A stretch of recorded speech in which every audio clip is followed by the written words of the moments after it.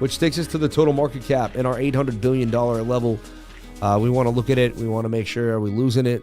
We're not. We're okay. Told you it's so important, so let's break it down. So you can see that we're in this rising wedge triangle that I have drawn, right? We can zoom into like the 22. You can see here, even the 4 hour looks a little better. And we hit the top of the channel, and we kind of double topped in a way, right? And the 200 symbol became like a cap, and we're getting that dump. Okay, that's the same dump we're seeing for Bitcoin, all the coins, right? So we're getting the sell-off, and a lot of money came into the total market cap out of nowhere. You know, we boomed from, basically we hit this low of 770, and then $30 billion, $40 billion just came out of nowhere. 40 billion, right? And they seem to have hit a high, and then we hit a high of 827, and now they've taken about $17 billion, $15 billion off the table, right out of nowhere. Just, So are we going to continue what's going on? And I'm watching this 1 hour time frame, and that's what we're looking at. Can we get the bounce back to the upside? Like, is there a chance this flag can maintain a wick here, and we can actually get back to business? There's a chance. And we can continue to the upside. We don't need this anymore, right? But right now it's looking bad, right? Like, you broke down and you're continuing. And honestly, I'd have to wait for it to kind of settle to see the pattern. And that's why we're watching. The only thing you can do is really watch these smaller time frames and see whether you're going to continue to the downside or not.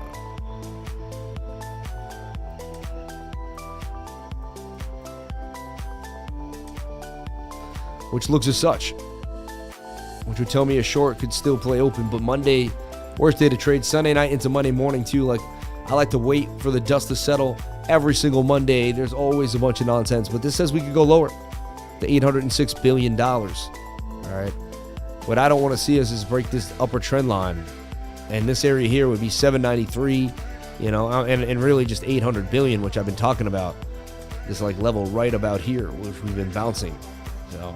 Otherwise, we'll come here, and then once we lose this node, we'll drop all the way down to this circled area at $743 billion. So we're watching the entire market cap of all of cryptocurrency. It's called total, all right? And this is important to see. Also, you got total 2, total 3. Total 2 is the entire market cap without Bitcoin. Total 3 is the entire market cap without Bitcoin and Ethereum. And, we want to see this continue in this type of flag formation. This is the altcoins. And we'd like to see the altcoins consolidate and get a move back to the upside here and stay above the high volume node. So it's important we see that stay above 300 and about like 27, 20. That's kind of like right where we're at. We could go a little lower. We could bounce off these trend line areas at 326, 325, but like, wow. Then we're going to break to the downside. And remember, these are symmetrical patterns, bilateral, and they could break down as much as they break up, even though they do look more bullish. They are bilateral patterns by law.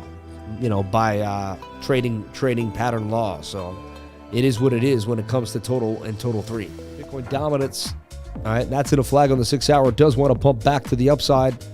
Shows that Bitcoin might bump. Dominance is good. When it pumps, it's okay. It means like we could be stopped out of our alts. Or it could mean that people are just jumping into Bitcoin and they're buying Bitcoin, all right? So you look at Bitcoin dominance, and then you also look at Tether dominance.